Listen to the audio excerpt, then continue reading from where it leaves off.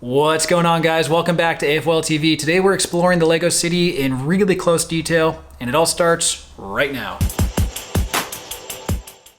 All right, guys, as mentioned, today we are going to explore the city, but we're going to do so at a really fine level of detail, or pretty much as like what a minifig would see. In previous videos, we've done more of a macro or overview of the city. You don't often see really close up. So we want to show you guys some of the details that are built into the city. Now, before we begin, as a reminder, you can speed up or slow down the video using the controls below that's built into YouTube.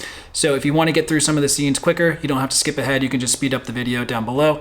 And also as a reminder, a lot of what you see is already a free tutorial on our channel or on our website, www.afolstore.com, where you can download instructions and build it yourself. So without further ado, let's dive on in and show you guys the city. All right, guys, so starting out at street level, if you've been a subscriber with us for a while, you know that we absolutely love custom vehicles. We do have some LEGO vehicles, official LEGO sets, if you will, that are 6 wide mixed into the city, such as the vintage car. But for the most part, a lot of our vehicles are custom made. We've done a few vehicle specific videos, which you can find on our YouTube channel, kind of showcasing all the various options that we have so far, including, fire trucks, police vehicles, and then a mix of service vehicles and other cool 6 wide builds. But we haven't really shown you guys where we put them throughout the city. And I want to show you kind of how they mix in at street level. Now, taking a step back and looking at the overall streets, we feel it's important to keep these somewhat clear. I think if we pack a lot of vehicles in, it kind of takes away from the street level detail, which we'll touch more on in a second. But as you can see, we've got a pretty good mix of garbage trucks, various delivery trucks, which are awesome. These are some of our favorite builds. We even have a new FedEx truck, which was released recently on our website. We also can't forget other vehicles like buses and bus stops, just ordinary cars that are mixed in, and then, police vehicles, which we've already shown you guys.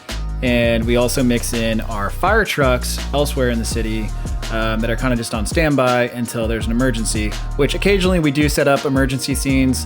We've shown you guys before one that we set up where a construction site fire was occurring, so we had all the emergency vehicles out. That was in one of our previous videos. But those are fun to always play around with and set up. But enough about vehicles. Let's now dive into kind of the street details and what actually lies beneath the vehicles and around the vehicles. So when thinking about the streets, we wanted to make them as realistic as possible, and it was important to think about the minifigs when designing them. Like, what would they actually use? Like crosswalks, signs that say it's not a bike lane, like cutouts in the median where they can step, staircases where there's changes in grade and elevation, and then making sure that everything is walkable for the figs, as well as the median areas, and then including the bike path that kind of cuts through on certain areas as well. And then it carries through all the way through the city. So even down at the other end, same thing. And it also has the white lines on the side, which is part of all of our road tutorials. You can find those all on our channel if you want to build roads like this. But basically, it creates a mills plate where you can create a little bit more detail than what comes with the standard road plates that LEGO offers. And again, we have free tutorials on our channel for all of this if you want to do it as well. But we just love how it looks with everything incorporated, including the bike path that extends down the length of the main road that leads to the beach, and the monorail still in progress. But the street level details aren't often shared in our videos. So, when you're really seeing it in person and we're trying to capture it on camera for you, it's really cool. We've got little bike rental areas and people rollerblading. We even have beach showers, which were a lot of fun to build, and really happy with how those turned out.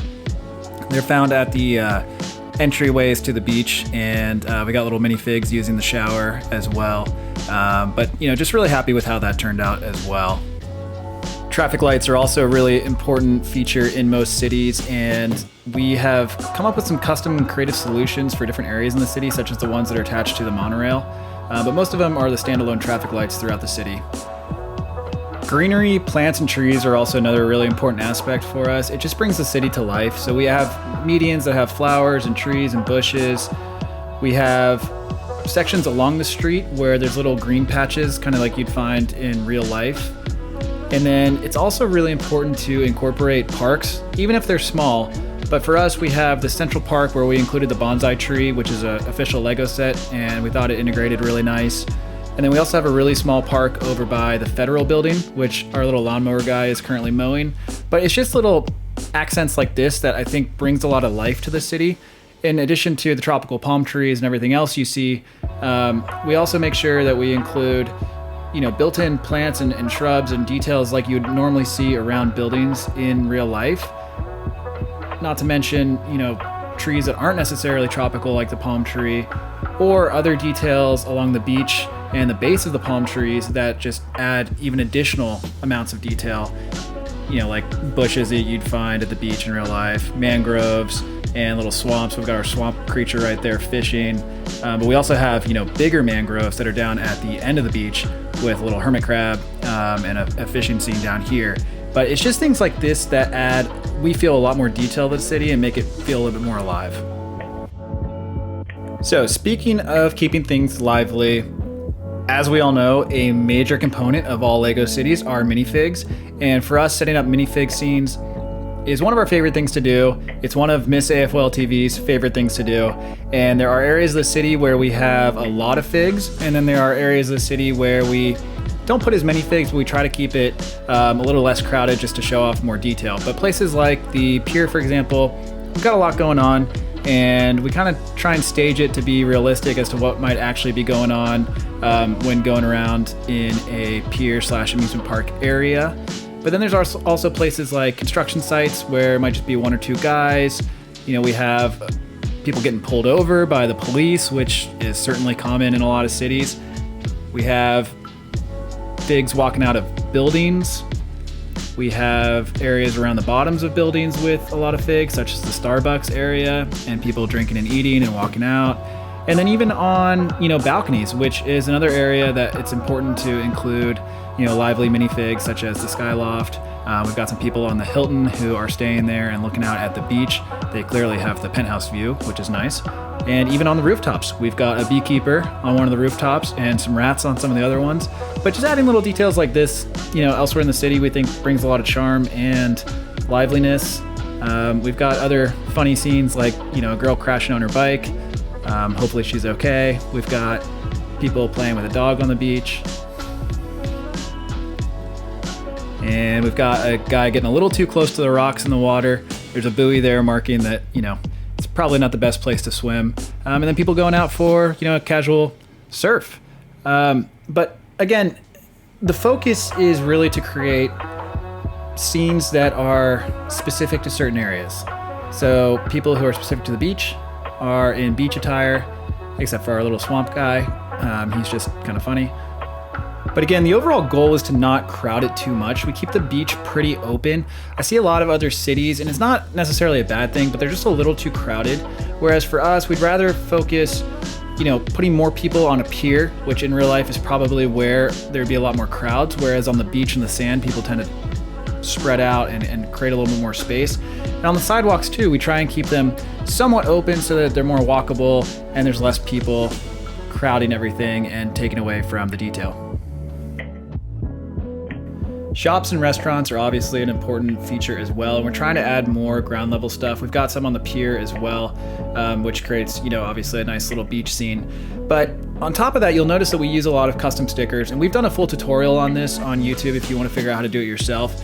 But I think that's something that makes our city stand out from the rest, is that we definitely try to make it more realistic with stickers on buildings. Some buildings are kind of blank, but others have even just small details like small naming or even huge logos at the top, but also be sure to include them down at the bottom so that you can see what's going on down there as well. And for us, it's important to remember the small stuff too, like street signs, as well as signs that aren't often seen as frequently, like the Dunkin' Donuts sign. We have stuff down at the waterfront as well, such as the no wake signs. We've got another one on our bridge. But it's important to include small touches and signs that aren't often thought about, even freestanding signs on top of buildings. And we might even add some billboards down the road. But we do have freeway signage and some other stuff going in as well. So again, it's just really important to kind of maintain a level of sophistication throughout the city and really customize it to the best of our ability and your ability. The last thing to touch on is a lot of people ask if our buildings have interiors. And a lot of the ground level stuff or specific builds like our Chipotle build, which has a full interior, or our airport build, which has a full interior with a lot of detail, including the exterior where we've even got ground crew. But a lot of the skyscrapers don't, and that's just because the cost of bricks is so ridiculously high that if we were to build every single floor with included detail, it would just get astronomically expensive. So for the most part, we keep the interior details specific to specific custom builds or ground level builds. All right guys, and that's it for today's video. It's just something that we wanted to test out and see if you guys like videos like this. So if you do, let us know in the comments below and we'll be sure to do future videos like this as well. It's not something that we often show off, so curious to see how you guys liked it. And lastly, if you don't subscribe to the channel, please do consider subscribing. We're trying to hit our goal by the end of the year, so we really appreciate everybody who's subscribed so far. That's it for today's video. Thanks again for watching, and we'll see you next time.